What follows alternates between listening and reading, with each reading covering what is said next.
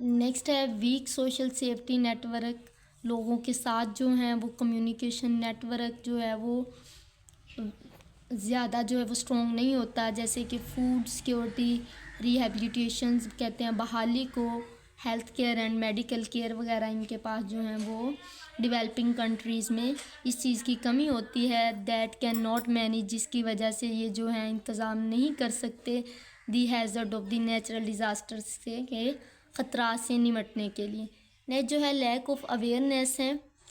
Awareness आगाही की जो है वो कमी है and training to prepare for disasters natural event, कि किस तरीके से अगर नेचुरल डिज़ास्टर्स आते हैं तो हमें उनसे निमटने के लिए जो है वो कौन से इकदामात करने चाहिए। इसके लिए जो है वो प्रॉपर ट्रेनिंग नहीं दी जाती, अवेयरनेस नहीं दी जाती, जिसकी वजह से इन कंट्रीज़ में जो है वो नेचुरल डिज़ास्टर्स के इफ़ेक्ट्स जो हैं वो ज़्यादा देखने को मिलते हैं।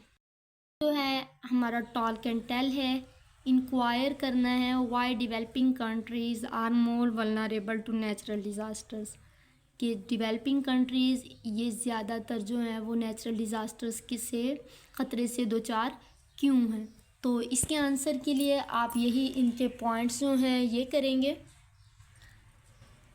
यहाँ से फर्स्ट वाले पॉइंट से लेकर लास्ट वाले पॉइंट्स तक।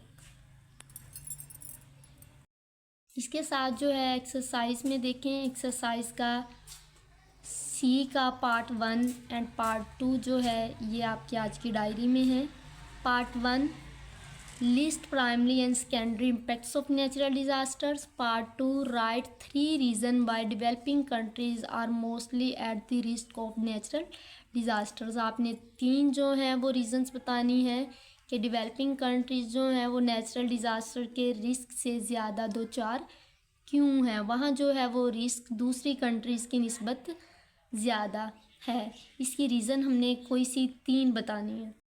फर्स्ट वाले क्वेश्चन में हमारे पास जो है हमने लिस्ट करने हैं प्राइमरी और सेकेंडरी इम्पैक्ट्स। तो हमारे पास जो है ये प्राइमरी जो है हम यहाँ से करेंगे, इट्स इंक्लूड कोलैप्स और damage building, roads and bridges, failure of electricity and gases leakage. और सेकेंडरी में हमारे पास आएगा it includes an outbreak of water borne diseases in flood hit areas, loss of sources of income due to damage shop and crops. ये first वाले के answer में है, ईट्स से लेकर लीकेज तक, और यहाँ से जो है इट्स इंक्लूड से लेकर क्रॉप्स तक। ये सी फर्स्ट का आंसर है। C2 में हमने कोई सी 3 रीज़न बतानी है, तो आपने जो है यहाँ से फर्स्ट, सेकंड और थर्ड यहाँ तक जो है ये C2 में इसका आंसर करना है। ये C2 जो है ये आपका HW है, इसको आप अपनी कॉपी में जो है राइट करेंगे। इसके साथ साथ आपका जो है वो स्टूडेंट टास्क है write to primary and secondary impacts of earthquakes. Earthquakes के 2 प्राइमरी एंड 2 सेकेंडरी इम्पैक्ट्स जो हैं ये भी आपने राइट अप करने हैं। नेक्स्ट जो है हमारा ग्रामर टास्क है comparatives, immediate via delay term और शॉर्ट वाया लॉन्ग टर्म। ये जो है वो ग्रामर टास्क में है, हमने इनको कंपेयर करना है। अब इन टर्म्स को हम कंपेयर करते हैं इमीडिएट को डिले के साथ, शॉर्ट को लॉन्ग टर्म के साथ। जैसा कि आप जानते हैं इमीडिएट कहते हैं फौरी तौर पर, किसी काम का जो है वो फौरी तौर पर करना, बगैर किसी जो है वो तख़ीर किए करना, हम क्या कहेंगे इमीडिएट। जबकि डिले जो है इसमें हमारे पास तख़ीर होती है, काम जो होता है वो पोस्टपोन हो जाता है। शॉर्ट जो है ये हमारे पास जो है वो शॉर्ट एंड लॉन्ग जो है इसको हम लेंथ को मेजर करने के लिए इस्तेमाल भी करते हैं, और किसी चीज़ के दौरान या जो ड्यूरेशन को एक्सप्लेन करने के लिए भी हम इनको इस्तेमाल करते हैं। शॉर्ट जो है ये lasting for a brief periods, मतलब ये कुछ टाइम पीरियड्स के लिए होगा। शॉर्ट कहते हैं कम को, बहुत कम अरसे को, और लॉन्ग कहते हैं लंबे अरसे को।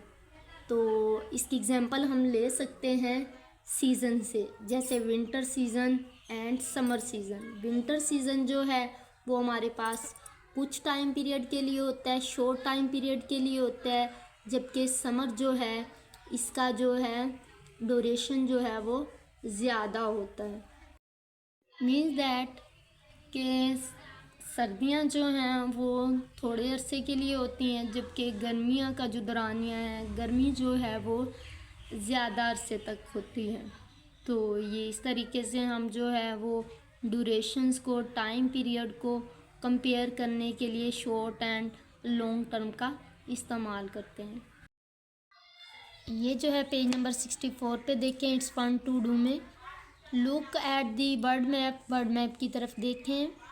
Areas are shown in different level of natural disaster. यहाँ पे जो है वो एरिया दिखाए हुए हैं, साथ उन्होंने नेचुरल डिज़ास्टर का लेवल लिखा है कि इसमें कितने परसेंट है, इसमें कितने परसेंट है, कितने कितने परसेंट जो है नेचुरल डिज़ास्टर का रिस्क है इन कंट्रीज़ में। Name the countries that are at a very high level of natural disaster risk. आपने जो है उस कंट्री का नेम बताना है जिसमें सबसे ज़्यादा जो है वो नेचुरल डिज़ास्टर, कुदरती आफात का रिस्क है। तो ये आपने जो है ये ढूंढ के लिखना है। ये आपका जिस दिन फ़िज़िकल क्लासेस होंगी ये आपका चेक किया जाएगा। यहाँ पे उन्होंने मेंशन किए हुए हैं साथ कि कितने कितने परसेंट जो है यहाँ पे किस किस कंट्री में कितना परसेंट जो है ये रिस्क मौजूद है। इसके साथ हमारी आज की क्लास का इख्तिताम हुआ और अल्लाह पाक से दुआ है कि अल्लाह पाक जो है हमारे मुल्क को, हमारी पाक फ़ौज को, हम सबको जो है वो दुश्मन की शर से महफूज रखे, अपनी हिफ्ज़ व ईमान में रखे और हमारा मुल्क हमेशा जो है वो रहती दुनिया तक कायम रहे।